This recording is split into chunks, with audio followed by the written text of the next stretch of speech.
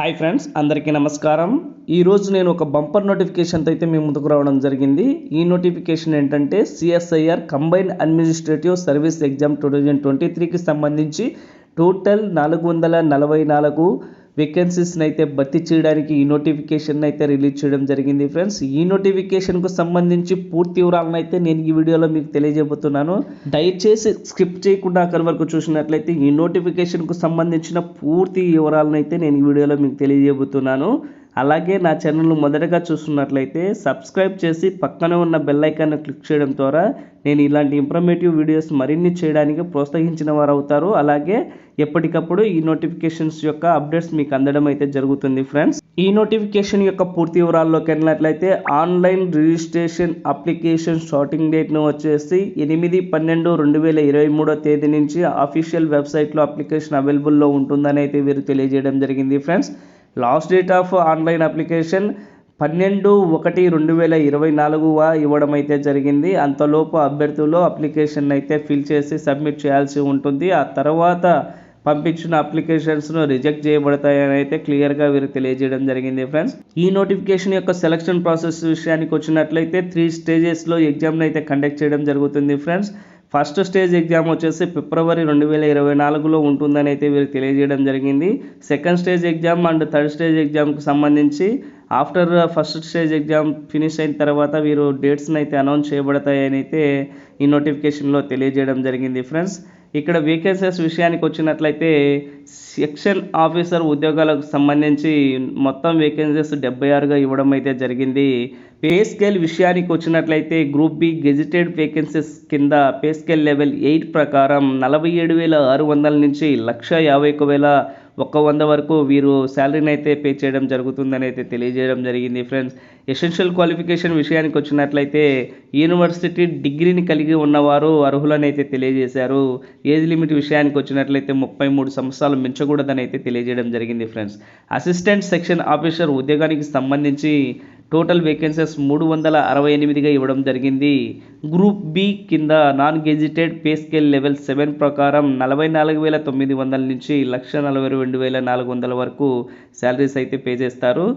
Qualification విషయానికి వచ్చినట్లయితే university degree, age limit వచ్చేసి 33 సంవత్సరాలు మించకూడదని అయితే తెలియజేయడం జరిగింది. ఫ్రెండ్స్, ఇక్కడ వేకెన్సీస్ను కేటగిరీస్ వైజ్ బ్రేకప్ అయితే చూడవచ్చు. ఇక్కడ ఏ కేటగిరీకి ఎస్సీకి, ఎస్టీకి, ఓబీసీకి, ఈడబ్ల్యూఎస్కి, అదర్ క్యాండిడేట్స్కి ఏ సెక్షన్ ప్రకారం ఎన్ని వేకెన్సీస్ని అయితే డివైడ్ చేసారో ఇక్కడ తెలుసుకోవచ్చు. అలాగే అసిస్టెంట్ సెక్షన్ ఆఫీసర్కి కూడా కేటగిరీ వైజ్ బ్రేకప్ ఇక్కడ అయితే చూసి మీరు తెలుసుకోవచ్చు. ఫ్రెండ్స్, ఈ నోటిఫికేషన్కు సంబంధించి అప్లికేషన్ ఫీజు విషయానికి వచ్చినట్లయితే other OBC and EWS category అభ్యర్థులకు 500 రూపాయలుగా అప్లికేషన్ ఫీజుని అయితే ఇవ్వడం జరిగింది. ఉమెన్స్, ఎస్సీ, ఎస్టీ, పీడబ్ల్యూబీడీ, ex service man, CSIR department candidates అభ్యర్థులకు ఎటువంటి అప్లికేషన్ ఫీజు లేకుండా ఈ నోటిఫికేషన్కి అయితే అప్లై చేసుకోవచ్చు అని అయితే తెలియజేయడం జరిగింది. ఫ్రెండ్స్, ఏజ్ రిలాక్సేషన్ కూడా ఈ నోటిఫికేషన్లో కల్పించడం జరిగింది.